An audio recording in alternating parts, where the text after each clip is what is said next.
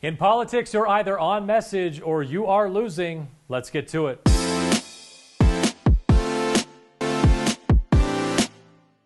Welcome to On Message, a weekly look at where the battle lines are drawn and who is winning the war of words. This week, patience is a virtue.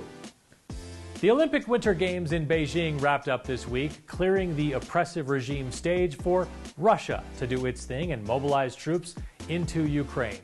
Who knows? Maybe they did it to distract themselves from the 42nd anniversary of the Miracle on Ice. Seconds left in the game. You believe in miracles? Yes!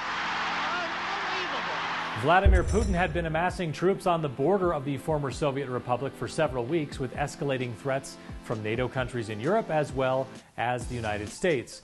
No sooner had troops crossed the line than the U.S. hit Russia with significant sanctions, and Germany did its part by decertifying the 750-plus mile Nord Stream 2 gas pipeline, which, by the way, was still not in operation as it was awaiting a report on how its opening would impact Germany's energy independence.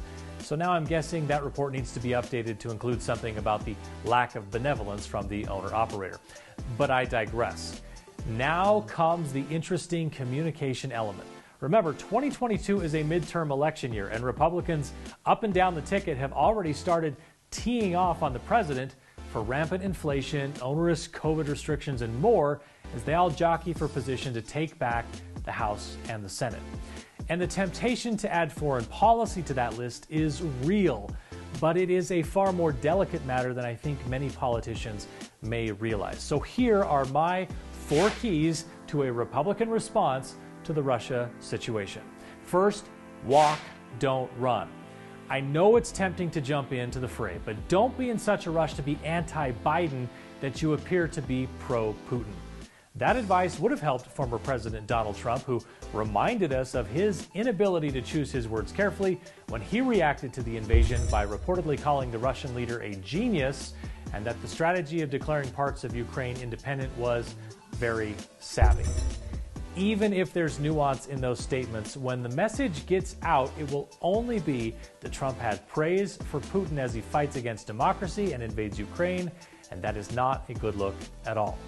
Second, let it play out. This is a highly complex and dynamic situation with dozens of variables at play, if not hundreds. Jumping in early to opine is fraught with peril. Stick to a message that shows support for America and our allies and condemns Russian aggression. Then wait for further information. Third, be thoughtful in any criticism. If you are determined to go beyond the support/condemnation strategy I just laid out, do so in a way that shows you are sober and thoughtful. Help put the conflict into context without hyperbole and offer your perspective on moves the U.S. and allies should make while explaining how it would play to our advantage. If you cannot do that, you are not ready to weigh in. And fourth, turn back the clock. Run back some of the greatest hits, and if you need inspiration, remember that nobody framed conflict between Russia and the U.S. better than President Ronald Reagan. Oh, and by the way, your party's presidential nominee in 2012 called this shot a decade ago. Russia does continue to battle us in the UN time and time again. I have clear eyes on this. I'm not going to wear rose-colored glasses when it comes to Russia or Mr. Putin, and I'm certainly not going to say to him, I'll give you more flexibility after the election. Overall, don't treat this like a campaign issue. It's so much bigger than that.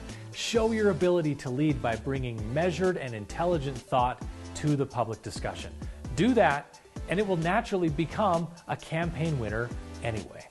That's it for this week. More On Message in the next issue of the Utah Political Underground.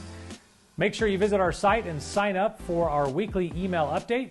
You can find more On Message videos, in-depth Utah political stories and analysis, plus podcasts and more at utahpoliticalunderground.com.